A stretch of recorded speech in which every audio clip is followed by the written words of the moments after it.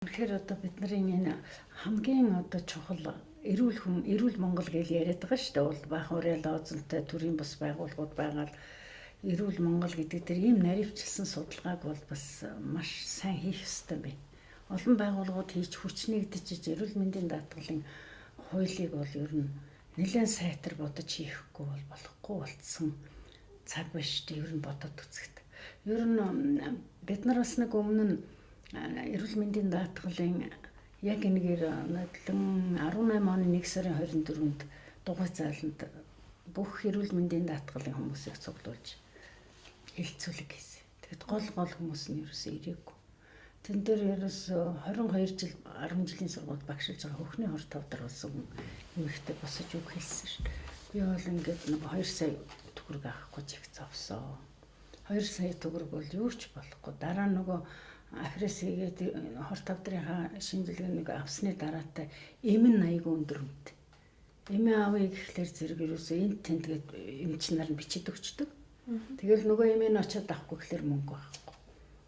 Тэгээд бид нар 12 жилдээ хор тавдартай ээжийг төлөвлөж би энэ дээр бүр сонсож байгаа дэрлээ гэдэг их харамсмаар юм ярьсан шүү дээ. Тэгэл манайх бол тэрийг сонсчод өнөөдөр хөдөлж байгаа байгууллага энэ хуулиар шинжилгээ гэсэн санаачлалууд нүүлж байгаа тийм одоо юмнууд бид нар нүүтрийг хүртэл үзэхгүй л байгаа байхгүй. Тийм хоёр байгаа. Нөгөө талаар бас энэ төрийн нийгмийн одоо тэр эрүүл мэндийн даатгалын одоо тэр тогтолцоо ерөөсөө бас их буруу байгаад байна. Сая манай судлаач хэллээ шүү дээ. Тогтолцоог бол гарцаагүй өөрчлөхгүй бол болохгүй. Гэхдээ нэг нийт аралтай өөрчлөмөр байгаа байхгүй. Одоо энэ үзэгч одоо их хурлын гишүүд ер нь одоо энэ засгийн газрын улсууд бол энэ Монгол хүнийхээ эрүүл мэндэд анхаарахгүй бол одоо даралт гэхэд залуу хүнд эрт тусч байна, хавдар эрт тусч байна, хүүхдэд хор тавдар тусч байна. Энэ ер нь юу болоод байна гэдгийг бол бүгд л сэрх хэрэгтэй гэж би бодож байна л да.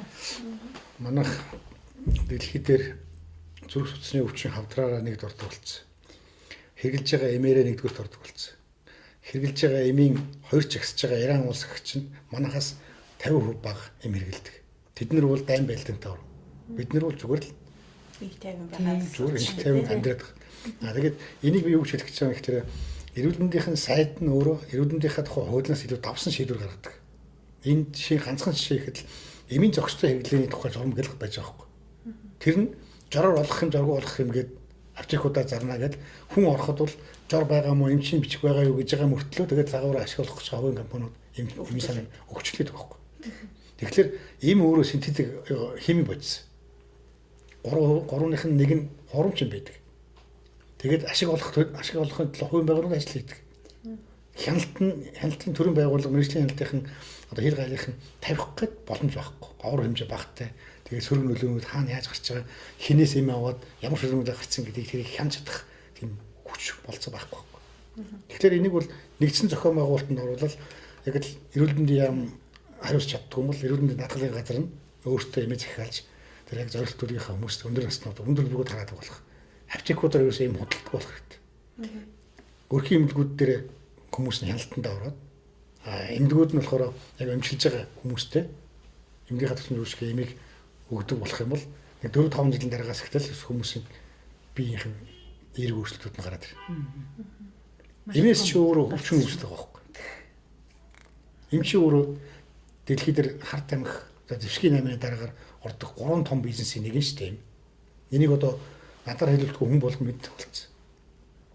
Тэгээд эмийн компаниуд нь хүртэл бид нэр хувьц хажимчдынхаа ашигыг нэмэгдүүлэхийн тулд ажиллаж байгаа болохоос хүмүүсийг идгэх гэж ажиллаагүй гэдэг ярьцлага өгөл байждаг.